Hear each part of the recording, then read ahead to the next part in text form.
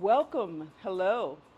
Thank you for joining us this evening for the Romare Bearden Foundation Cinque Artist program. This is where we talk to contemporary artists. The program takes its name from the Cinque Gallery that was found by Romare Bearden, Norman Lewis, and Ernest Critchlow in the late 1960s. Our series takes its way in that legacy to give artists a platform to talk about their work. And today, we're streaming from the studio of artist Lorenzo Pace. And he is joined today by Dr. Lisa Farrington. The discussion will go about 35 minutes, and then there'll be Q&A. By the way, my name is Deirdre Harris Kelly. I'm one of the co-directors, along with Joanne Bryant Reed of the Romare Bearden Foundation. Thank you for joining us. Now let me introduce Dr. Lisa Farrington. She's an award-winning leader in the field of African American art history. She is Distinguished Professor Emeritus at CUNY and served as an Associate Dean of Fine Arts at Howard University. Among her accomplishments are the Andy Warhol Foundation Creative Capital Arts Writers Prize, the Spelman College, Atlanta University Endowed Chair in the Humanities, 3 national awards for her Oxford University Press book on African American women artists, and the coveted Kirkus Star Review for her 2025 University of California book, Black Artists in Their Own Words. She is also a friend of the artist. Joining us today, we should be in for a very engaging conversation. Thank you for your patience. And now I turn it over to Dr. Lisa Farrington. Welcome. Thank you for joining us, Dr. Farrington. Thank you, Deirdre. Well, Lorenzo Pace is an amazing artist, a performance artist, a musician, a sculptor, a multimedia artist who works with textiles, who works with found objects, who works in hard sculpture, soft sculpture. There's not much that he doesn't do. He's an educator. He's worked as a curator. He's traveled all over the world.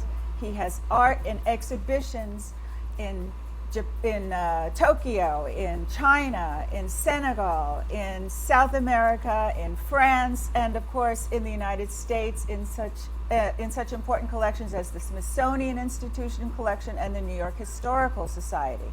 We are friends, and I am always amazed at how much Lorenzo is able to accomplish. I'd like to mention that he comes out of Alabama, Birmingham, Alabama, and he was a late migrant to the north, moving to Chicago in the 1960s. He taught himself for the first several years of his artistic career after making a trip to Paris and becoming excited about creativity in general, music and art and drama, which he embodies in his work, all 3. And when he got back to Chicago, he began to work himself in wood sculpture, teaching himself how to sculpt. Until several years down the road, he had an exhibition in his early career at the famed Southside Community Arts Center and was noticed as a result of that show, and that resulted in him becoming a full scholarship student at the Chicago Art Institute and later at the Illinois State University. So by 1978, Dr. Pace had a bachelor's, a master's, and a PhD. He's taught at multiple institutions, both here and abroad, and he eventually settled where we are now in this amazing studio in Brooklyn, New York, where there is and has always been a thriving art community. So I'd like to also mention that the State University of Illinois in 2011 inducted Dr. Pace into their Hall of Fame. And that is just a brief description of the amazing accolades and life that Lorenzo Pace has lived thus far. So Lorenzo is going to welcome all of you with playing music on one of his many instruments, which include drums and flute, and paying homage to the ancestors with that. Lorenzo.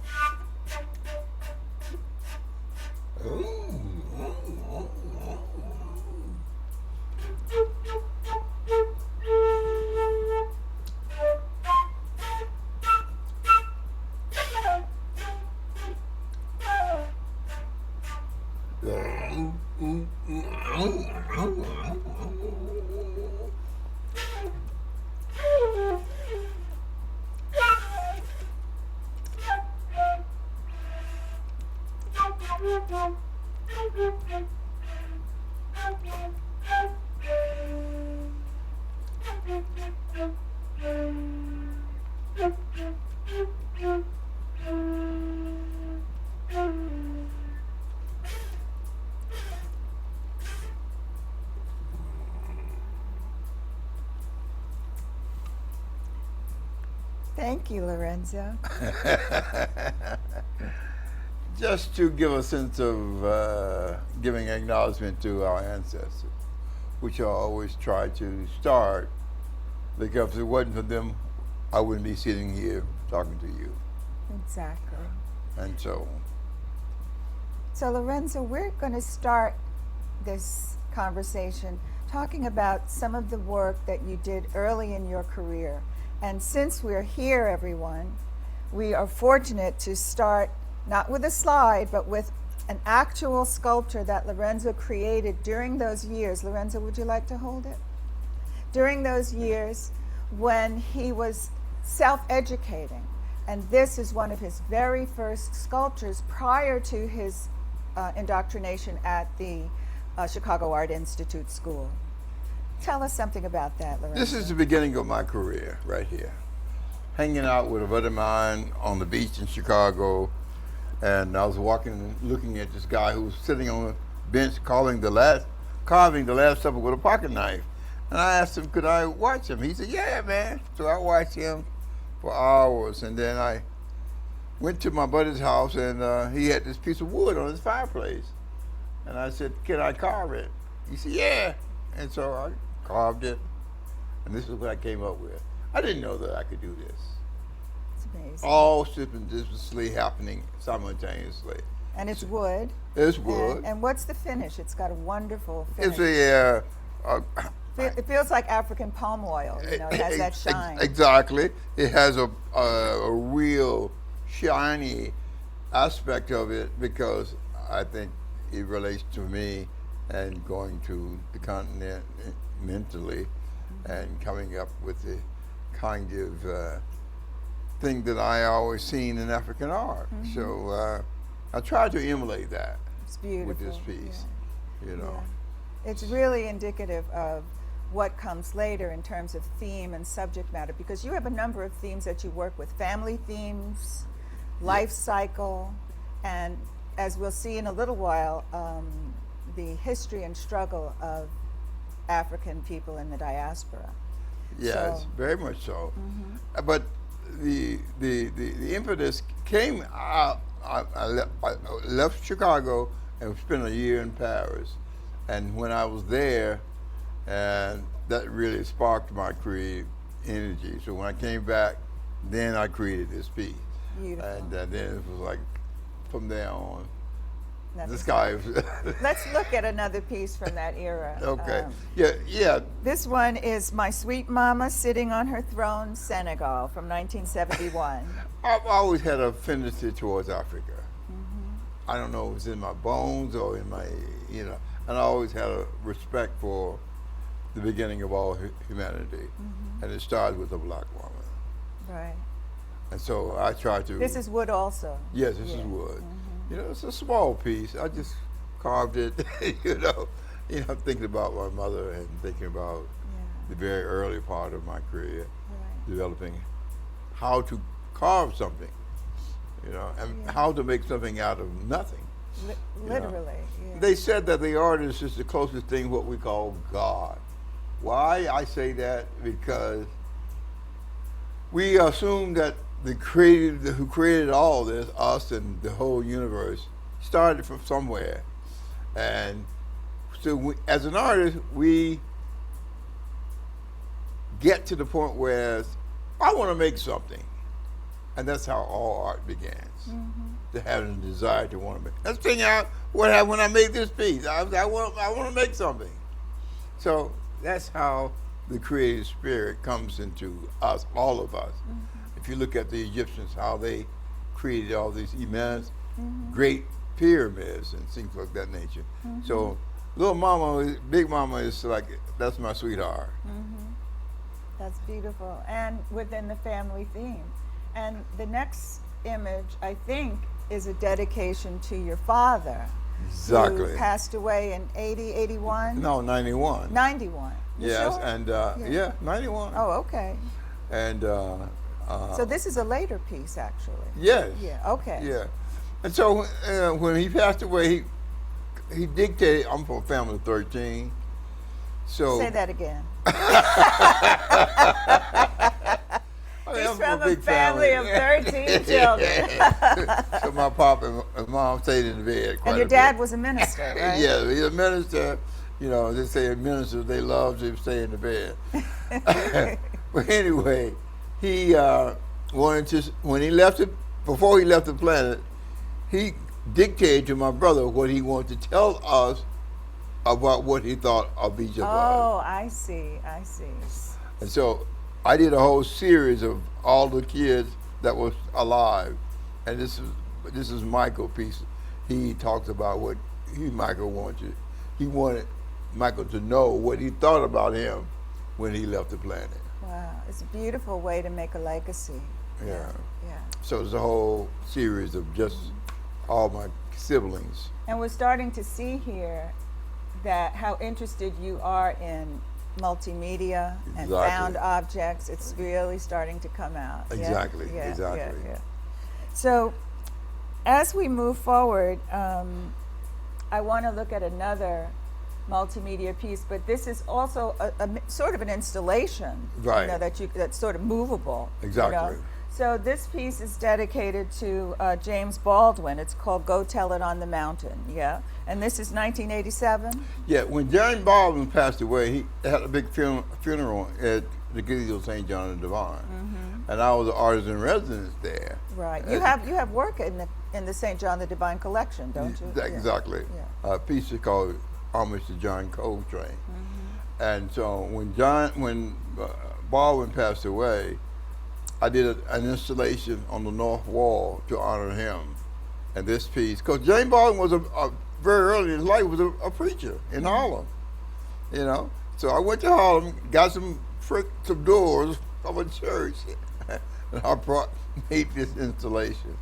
So you see Baldwin. I always exaggerate his big eyes. Yes. So that's one of the things that, you know, I try to say. Signature element about him. Yeah. Now this was exhibited at the Jersey City Museum. For me? Was this exhibited at the Jersey City Museum? Is that right? No, it was exhibited at the Birmingham Museum. Oh, in Alabama. In Alabama, Oh, fantastic, yeah. fantastic. And so tell us a little bit more about the materials. You've got the wood doors and the figure itself. The figure itself is carved. I carved the You carving did? of James, and in the center, he's holding the book. And The then fire next time.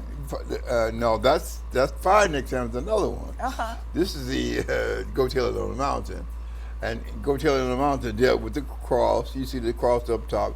That's when he was a preacher. Right. Early part of his life in Harlem, and but I was hoping that you have the fire next time, but that I don't think you have an image of that. No, but I know it's got a lot in common with this piece. Exactly, Yeah, very commentary. Yeah, and for those in the audience who don't realize, this is almost life size. I mean, you can step into this. It's Exactly. pretty impressive. Yeah. So tell me, how did you make the transition from sculpture to multimedia works, installations? That's a very challenging question because I think me growing up in the church, looking at my father, uh, dancing, clapping, drumming, and it's kind of like a multimedia situation in the sanctified church. Like everybody dancing. Yeah. So I guess that's a part of my. That's performance. Yes, too. that's performance, Right. and that came very easily to me, and so in terms of, but when I went into graduate school, all of that came out. Right.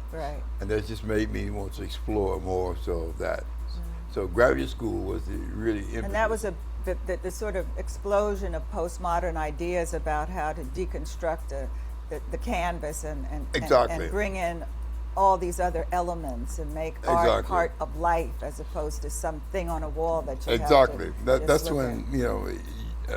It was I a really, very exciting time. yeah, very exciting time. Yeah. You otherwise basically you can do anything you want, Yeah. and that's why I was like, oh, I can. I did a play, in terms of performance. Yeah. At the school we had a performance space. I was the first one to use the space and did a 2-hour productive based on a performance I called Mummification Wow. at the school. So I mean, that just came. The multimedia things have always came natural to me. Really? For some reason. you never fell into the trap of making a painting only, or because you are a painter as well. I mean, Right. yeah. But your paintings are not flat and two-dimensional. They've got all kinds of impasto and thick paint, and the colors are amazing, and the shapes. Yeah, I put everything in there. I don't leave nothing out. And that's the freedom and beauty that I picked up very early in my exploratory period. Cool. You know. So another piece from I think this one is a little bit later, from the 90s. This is a work that you did as a result of going to Sardinia in Italy. This is called Sardinian Girl. Right. And tell us about the materials first, because I can't tell what I'm looking at, because you have the alchemical ability to just make one kind of material look like something else. So talk to us about that. Well, when I spent my time in Sardinia, Sardinia is such a beautiful island right off in the southern part of France. I mean, in Italy. Now, materials, you see the little balls on the hair, symbolizes the hair. These are things that come out of the beach. You only can find in Sardinia. Wow. These are little balls everywhere on the beach. I said, oh, I like those. And so I just grabbed a whole. Are they like shell material? It's or? like someone's tea. Yeah, uh-huh. Like amazing. It's like sea urchins or something. Something, right. Wow. So I grabbed a whole lot of them, brought them back to to New York. And you see the other one, it's a big light bulb, light lamp that comes from the streets. I saw Is that. that what that is? Yeah. I mean, it looks like some fantastic bronze cast or something. No, that's from the street lamp. And you go on down, you see the shoes, little red shoes. So I wanted to give a sense of young girl in Sardinia. Now tell me, you've been to Paris years before, but what brought you? Is this your second trip to Europe, or you've been there multiple times? No, this is my third trip, because I went trip? to Amsterdam. So what brought you to Sardinia? I was a part of this international group called Plexus International, multi-million-dollar group. I started out here in the East Village, and I was a part of that whole group where they did performers, installations,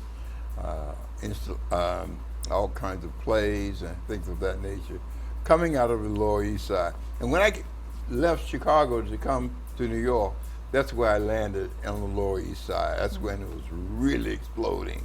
Everything was going on there, Of course, there's big drugs and prostitutes Everything. and everything. But a lot of artists came out of there. Right, of course. Baraka, he used to hang out down there.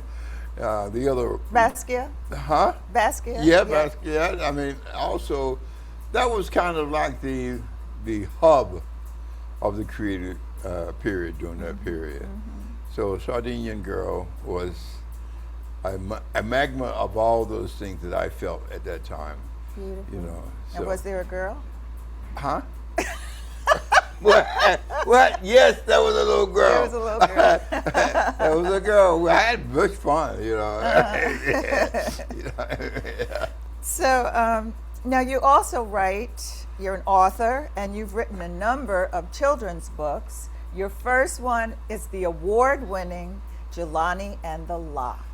And Yes. that book sparked years of art production, from sculpture, soft and hard, to, as you see here, to assemblage, to performances and plays even, yeah?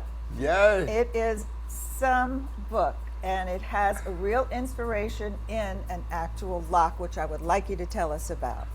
Ah, come on. I could spend the whole Well, yeah, we don't have all that time. conversation be around this lock because I mean, and Well, this tell book. us, is it a real lock? Yes. Yes, and whose lock was it? That'll get you started. No, it starts, I guess, when my father passed away in '91. So I go back to Birmingham, Alabama, to bury him. And my uncle and the family came home. We all had a repast at the house. And so my uncle began to talk about his brother and us, him growing up in the South. And so he asked my mother, hey, do you have a bag in the house that he had given my father 35 years ago? And my mother knew exactly what he was talking about. Go to the bedroom, come back with the bedroom, then say, my uncle said, this is the lock that was given to him by his father, Joseph Pace, which was given to him by his father, Steve Pace, the slave in our family. All the food Amazing. stuff, everybody, house, And it's been there all of these generations. over 100 years. Lock and key that was used on, if you will, Lorenzo's great-great-grandfather when he was enslaved. And they saved it. And And Jelani and the Lock, the story is about that journey. Exactly, about that journey. So I came back to New York, and my uncles and the family decided I'd be the keeper of the lock. And I was like, well, y'all giving it to me for? What I'm going to do with this? I was like, I really didn't want it because I didn't know what to do with it. It's such a precious icon. So I brought it back and threw it in the closet and said, hey, I forgot about it. So one day, my daughter came home from school and said, Daddy, kids were making fun of me. I said, well, why, girl? She said, because they said my nose is too big, my hair too nappy, my skin too black, and they were just, you know. I said, baby, you don't have to be ashamed of you and what you look like. And so I thought about the lock. I said, well, how can I explain such a sensitive topic to my daughter? And then I began to write. Wow, beautiful. I began to write that little book. And Right. that little book has gone to France. It's been translated into Right, French, translated into French, Dutch, Dutch, Spanish. Spanish, Afrikaans. I mean, wow. Wow. And the Dutch took it and did a 2-hour production. Amazing. In South Africa. No. In Holland. In Holland. In Amsterdam. In Amsterdam. Wow. And then it's traveled the production to 3 other cities, Utrecht and Rotterdam, Wow. in Holland. Wow. Then after that, they took the production to Suriname, one of their Dutch colonies. Oh, that's amazing. Amazing. Yeah. And then I was invited in France to do work with French Algerian students. Mm-hmm. They took the book and translated it into French and wrote a book based on Jelani and the Lock. Amazing. If we could just go back for one quick second.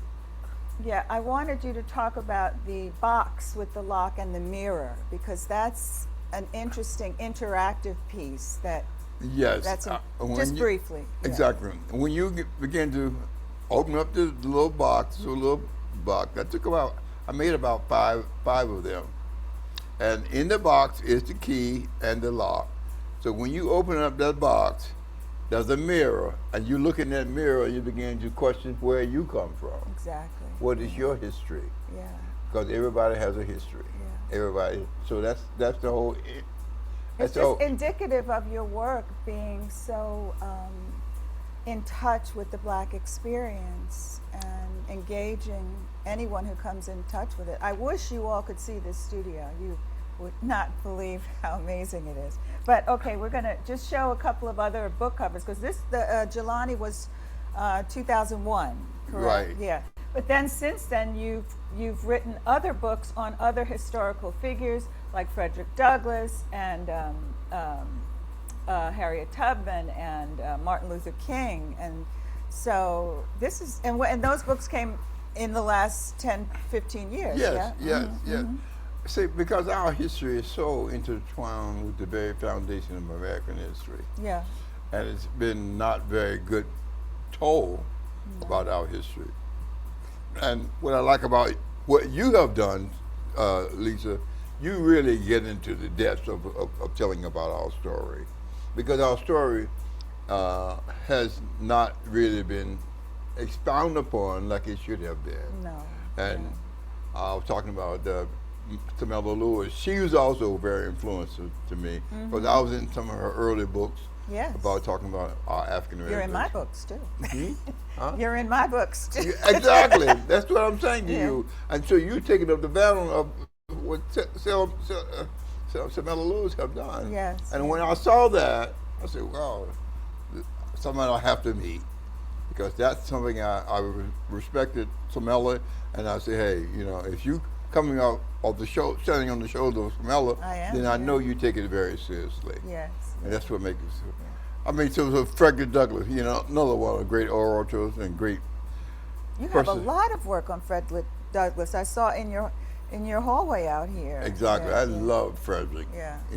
What a great speaker. Yeah. Oh, my yes. God. So that's and Jelani and the Lock the book is banned in Florida. What? They banned the book in Florida. Mm-hmm. It goes to show you our history. So just get it on Amazon. Right. Exactly. It's a powerful, powerful story. Yeah. And it shows up again in a piece we're going to look at in just a minute. But I wanted to talk about this. I don't know if you can see it on camera. This is a play, a 2-hour play that Lorenzo wrote called Locked. Yes? Yes. And it is an amazing story about discrimination and another Pace personality. Yeah? Right. And you co-wrote it with a professor, colleague of yours, yeah, Yeah. University of Texas. Yes, when I Yeah. was teaching, a professor at the University of Texas in Rio Grande, and so he looked at Jelani and the Lock, said, "Hey, Lorenzo, why don't we collaborate?" I said, "Oh, okay, and let's do a play." I said, "Okay," and that's when we began to construct. And this is recent, 2021. I Yeah. think, yeah. Uh-huh. And so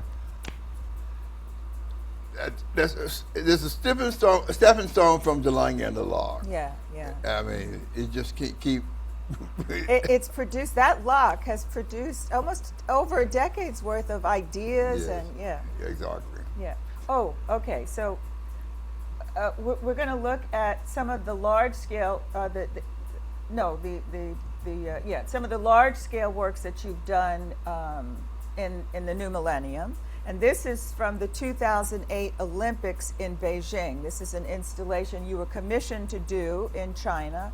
And I'd love to hear about how that came about and the symbolism here. Well, in 2008, China invited 45 heads of state from Africa to Beijing for the Olympics. And then also they invited artists from around the world. And they invited 5 from the Americas, and I was one of the artists that was invited. And so when I got the invitation, I didn't know what I wanted to do when I got there. And then I saw that the heads of states, I said, why do China want to invite all these heads of states? And I realized that they want to get some of their material. they got the gold, they got the bauxite, they got everything. So I said, oh, okay. And so the name of this installation is called One World, One Dream, Africa, China. So I went to the markets in China and got the red mops, and I got the Like floor mops. Yeah, floor mops. Mm-hmm. I wanted a utility. There's no material that he can't turn into a work of art. So I went and got some black brooms, and I painted them black, and then I got some red brooms, I painted them red. The brooms is indigenous of what I saw in Senegal. Yeah. They use the same broom Wow. to sweep. And so you see the big sun in the background. And because then this was the first contemporary art museum in China, the largest. It's enormous. Because when I first went to China, I went to Beijing, Hong Kong, Guilin, Xi'an as a professor. They couldn't do contemporary art. Right. Contemporary art was banned. 2008, it's completely exploded. The Olympics changed everything. Completely right? changed. Yeah. Sunshine Museum, I think. Sunshine it is, Museum, in Beijing, exactly. yeah. So that's where all that came from. And the theme is Africa and Senegal and Beijing. Yeah, And China. Africa and China. China. Africa It's and beautiful. China. Yeah. And is this other piece, if we could jump over is that part of the same installation in? No, it's completely different. Tell me about this one. This was at the New Jersey State Museum here in the States. And also, I should take my students every year to Senegal for 5 years straight. Wow. And we Students lived from where? From University of Texas? Or? from Montclair State, Montclair State. from the university there. You were director of the gallery there. Yeah, that's the director of the gallery. And so I was say, hey, let's go to Africa. So they said, okay, cool. And so what I loved about going there is because we lived in thatch huts on the beach. Wow. Why I wanted that to happen, because I didn't want to let them get some kind of what they thought what was like before. Colonialism. Yeah, exactly. Just to give them a sense of what, The no beauty. running water, Yeah. no lights at night, but you make a great dance called Sapa dance. Right. And so I wanted to create this whole aspect of, you see in the centerpiece of it is all kinds of bangles and stuff like that. That's the Senegalese dancers. And I wanted to incorporate my mother's quilts. I wanted to give that sense of collaboration between the two cultures, Africa and America. Yeah, so for those of you in the audience, just ignore the descriptor. That's accidentally taken from the Olympic piece. So what's the title of this piece? I think she pulled it up. Senegalese dance. Is that what it says? Huh? Senegalese I pulled dance? it up. It says one world. No, that's. But anyway, it's called Senegalese dance. So And my those mother's quilts. Okay, so for those of you who are looking it up on the internet. Now, what I'd love to do right now is take a minute or a bunch of minutes to talk about probably your best known work. This work, as you can see, there's a sketch for it, there's a mock-up, and then the actual piece is in front of the federal building at Foley Square, part of the African Burial Ground, multi-installations in that area. It is 300 tons of granite and over 50 feet tall. And this was 10 years in the making, was it not? Yes. And it is an amazing piece. It is inspired by any number of things, including the shape of the Chihuahua antelope, which is a special sculpture from Mali and Ghana, honoring the primordial beings. And take it away. This was a kind of thing that just jumped up on me. When they discovered the grounds in '91. I came back from Birmingham, burying my father, and they had a big front page in the New York Times. They discovered the African burial ground. Right. So this, for those of you who don't know in the audience, there was a government building going up in downtown Manhattan, and in the excavation to put in the foundation of the building, the bones, which turned out to be the bones of New York Africans, were found underground, and so the whole area became a sacred site honoring the African burial ground. Over 20,000 were buried in that site, and of course they just built all the buildings around it. You know, they didn't really care, but these bones just kept coming. It goes to show you our ancestors. These bones just kept coming up. Our ancestors They said, weren't "Hey, going anywhere. I'm here." Imagine. So they had to fight to stop the project. Right. And one of our great senators, Gus Stavish from Chicago, said, "Hey, you're not going to desecrate my ancestors. Stop the project." And the federal government said, "This is an expensive ground." Yeah, we know, but you got to stop the project and really give homage to these people that's buried there. So they stopped the project, and they took out the bones, took it to Howard University to be analyzed. And so then they had a call. African American community say, "Hey, no, nothing could be built on this site." And then it said, the government said, "Okay, we have to do something to honor these enslaved." And so they did. Yeah. A number of artists, Houston Conwell, Yes. Barbara Chase Rabu, Yeah, any exactly. number of African American artists have now permanent installations around this site. It's And really beautiful, and there's a park Yeah. where the burial ground actually was. So yes, I'm sorry. And so then the city said, "Okay, see, that's two components of this. The federal government, that's the original thing that really got the attention, because they was building to the whole kept coming up with these bones to build the office building, and so that was the federal. Then the city said, "Okay, all this is a part of our thing too. It's City property. The too, city yeah. property, you know."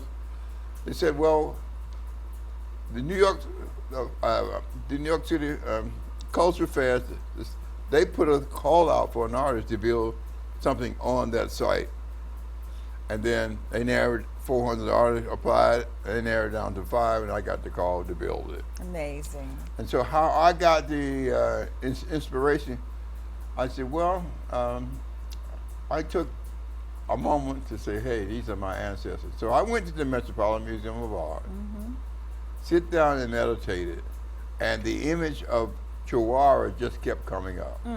And it's such an elegant kind of an image, you know, the Chihuahua. Yes, exactly. I noticed you have at least one in your studio. here. Exactly. Yeah. I was hoping to bring that in, but anyway, the whole aspect of the Chihuahua, which I saw, is a male version and a female version. So I got inspiration from the female version, because she carried the baby on the On back, the back, yes. which represents the next generation. It's an antelope, which deals with harvest, Yeah. and you know, for men and women collaborating, working together to get a great harvest.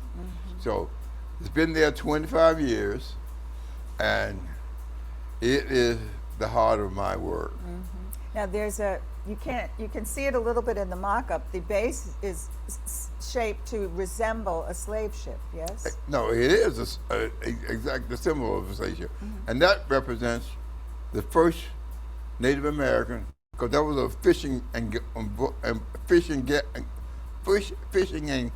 and boating area in that area, because that's where the Native Americans caught their fish, because it was a collect pond there before. In Lower Manhattan. Yeah, Lower Manhattan. Then also the boat represents the immigrants, because the majority of immigrants came here by boat. Then also the boat represents me and how I got here as a slave. So it has a multi-layered, and the water, you see the water coming out, which Beautiful. I mean, stunning. Yeah. Yeah. So And yeah. also the lock is in there somewhere. And before, yeah. Can't forget Jelani. And before the foundation, I did a ceremony to bury a replica of the lock in the basis of the sculpture, so it connect my family with the enslaved population here in New York. So there's an event coming up to celebrate the sculpture and its meaning and its 25 years in that location on October 8th. Yes. Yeah, 2026, coming up. Yes, and You're invited. and so are you. Oh, okay. And then, yeah, every year this is our 7th year celebrating at the monument to give homage to the ancestors, basically. Because if it wasn't for them, none of us would be here. Yeah. And so we bring in speakers, and dancers, writers, politicians to give homage at least once a year to acknowledge the people who have built this city. Wonderful. And the other thing that this is the only city in America that has 2 monuments. This is the most diverse city in the world. So we are out of time. We are out of time? Almost. Oh, okay. But I wanted to ask you about your most recent work. You're working in steel, is that true? Is that my imagination? I think it's your imagination. Really? Well, what are you doing now recently? Matter of fact, it's right there on this table here. Oh, wow. This is a piece that I'm still working on, hopefully to finish by the 8th of October. Fingers crossed. Yeah, it's a mixed media piece. But tell me something, when are you going to stop? Never? I see my brother said Because you've been making art now for 1,000 years. 1,000 years. My brother said, "Hey man, you stopped taking, you retired from the university. So when you gonna retire from art?" I said, "Hey, until I'm 6 feet under." God bless you. So I want to show a video of Lorenzo that includes our new mayor, Mamdani. So we'll take 2 minutes to do that, and we thank you all for watching.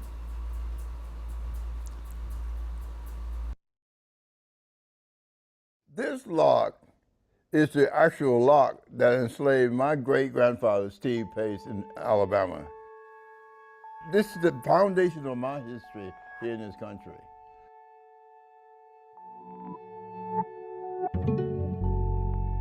What is art? Art is everything and anything.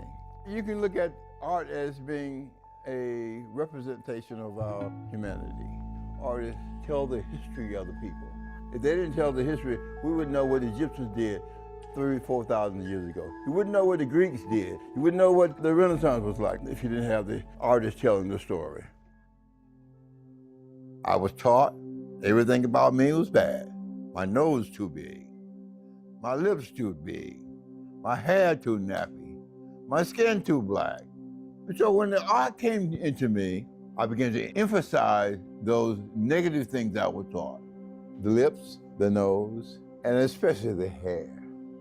And you see the black, beautiful skin. In 1991, my father passed away in Birmingham. After the funeral, my uncle Julius gave the lock to me. Brought it back to New York. The first thing I saw, big headlines in the New York Times. discovered the African burial ground in the heart of New York City. Slavery in New York? Come on, you're kidding me. That was a phenomenon for not only me, but for all New York. So I immediately went down to the site, jumped over the fence, and began to photograph. Because I felt that it connected my family with the enslaved population here in New York. And our mayor at the time, David Dinkins, he said, hey, everybody think about the South as slavery. We had it going on right here in New York.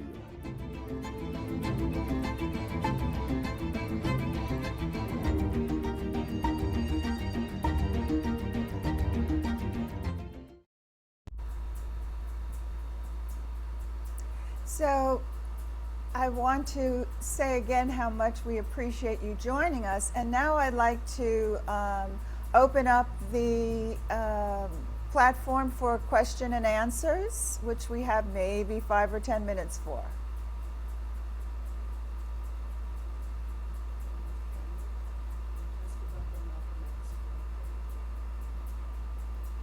Malcolm X, someone asked about Malcolm X. What was the question? You can say. What are the materials used in the Malcolm X piece? Did we show the Malcolm X piece? Oh, how are we going to talk about it if we didn't show it? We might have to ask it to, sorry, we're ruminating over the questions. There's a question about a piece that we don't have an image of, so we're going to have to skip over that one. Deirdre, why don't you go ahead and ask the questions? Oh, okay.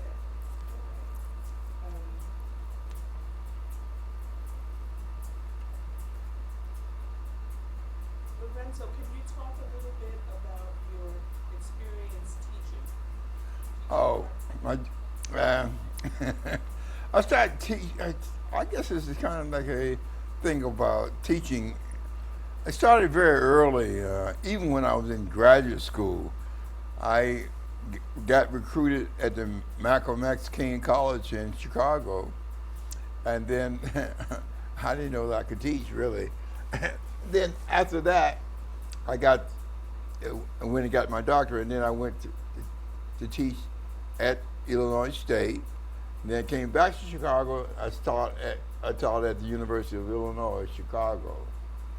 And then I left there and came to New York. And then that's where I started teaching at Medgar Evers.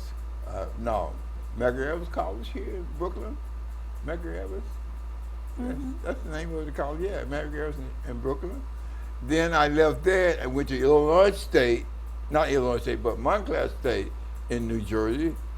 And then I left there and went to the University of Texas to teach. Mm-hmm. I really love teaching. I mean, I think that is something that really resonates in my soul. And I feel that being around young people, and they inspired me, and that's why I've been teaching for so long. And my family was saying, when are you going to retire teaching? I said, well, hey, I love it. And I really do. And I think that's something that you have to love. And Lisa, you have taught 35 years. Did you Yeah, know? I loved every minute of it. It brought me so much joy and kept me young. I feel the same way. Mm-hmm. I really do. Yeah, And I love learned so teaching. much too. Yes, yeah, You know. yeah, So teaching is either you got it or you don't. yeah. Either you love it or you don't. If you don't love it, don't do it. Exactly. Because the students suffer. Exactly. Yeah. Immensely. Yeah. You know. So, but so teaching has been like, I guess, the same thing I feel with art. It's in my soul. Yeah.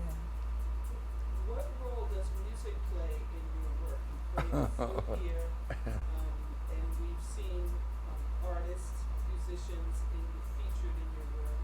What role does that play? It plays a lot because I'm self-taught. And I didn't know I could play music until I started playing it. And it also, I incorporate music in my performance. All my performance, I bring in a multi-experience of instruments, the Congo drums, the flute, the shakaré, the bells, I mean, I just bring in everything because I think because I think it comes out of my father's church because they had everything in there, the drums, the blah blah blah blah blah blah blah, and so I taught myself, just like I taught myself art. So it comes into the. You don't have boundaries when No. it comes to art. Art is the three major arts all flow together. Art, visual art, drama, music, they just all touch each other. Yeah, and writing. Exactly. Yeah, creative writing. Yeah. I think the art thing is something you have it or you don't, and you have to really. I think you really have to nourish it because of all the years I've been doing art,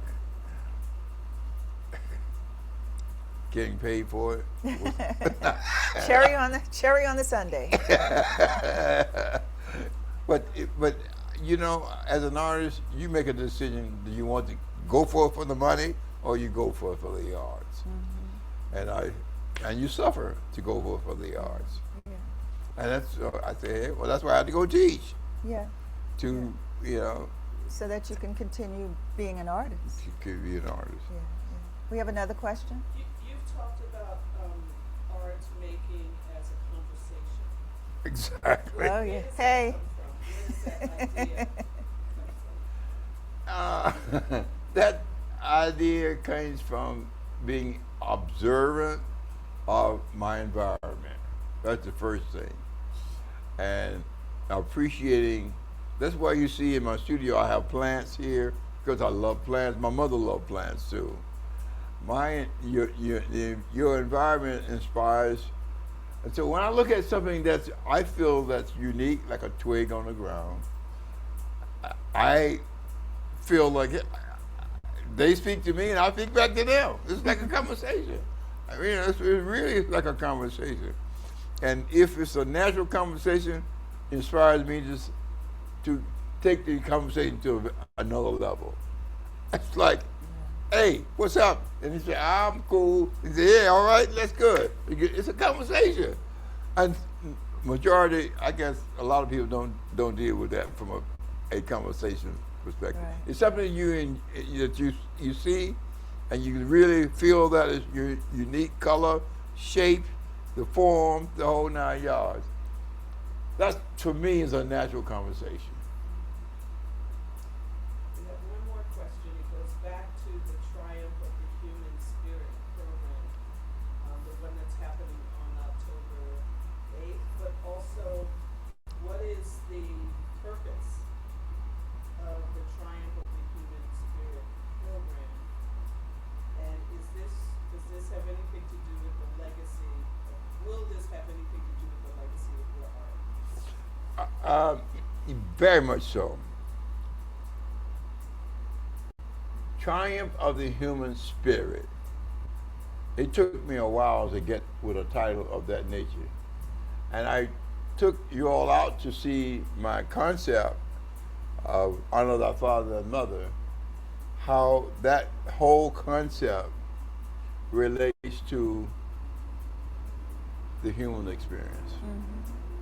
And resilience. And it's so important that we connect as human beings. And that's why Triumph of the Human Spirit is indignant throughout my whole work. And so it's not only the title of the large sculpture at Foley Square, but of your annual celebration of the sculpture, yes? Of bringing people together. Yeah. That's Across all boundaries, yeah? huh? Across all boundaries. Across all boundaries, and in actuality, we all one. We all one people. We get in this race thing, you know, which I think is a ridiculous construct that we come up with as human beings. But we all the same. You bleed, I bleed. You know, you love, I love. You can hate, you know, and you can give that hate back. You know, I just think that as human beings, if we can appreciate our beauty as human beings, and that's all we need. And the things we share. And The basic human emotions and needs that we share. Exactly. Exactly. And where will the program take place in October? It takes place at the site, Foley Square, at the monument. We've been doing it, this is our 7th year, and I'm hoping that Miss Lisa Farrington will be one of our guests. Put me on the spot here. To talk about art. Happy to. Yeah, because I have so much respect for Thank what you have done, what you have brought to the table in terms of the arts. You know, and I feel that it's a part of love that you. It is. It's a labor of love. Yeah. Yeah. But how you spend the time to write all this information? I feel like. I feel the same about you. I look around here, and there are literally hundreds of works of art in Lorenzo's studio. So, writing and studying about Black history is what I love, and making art about Black history and culture and human connectedness is what you love. So, if you love it, it's not labor.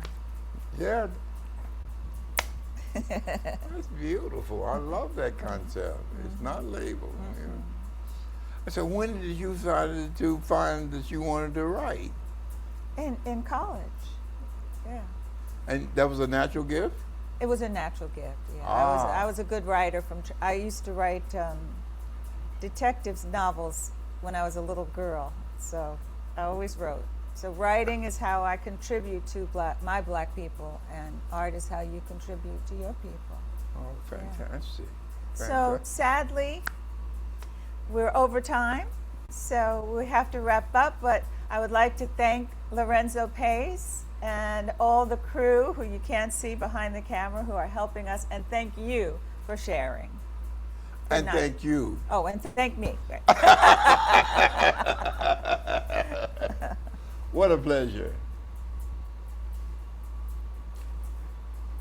That it?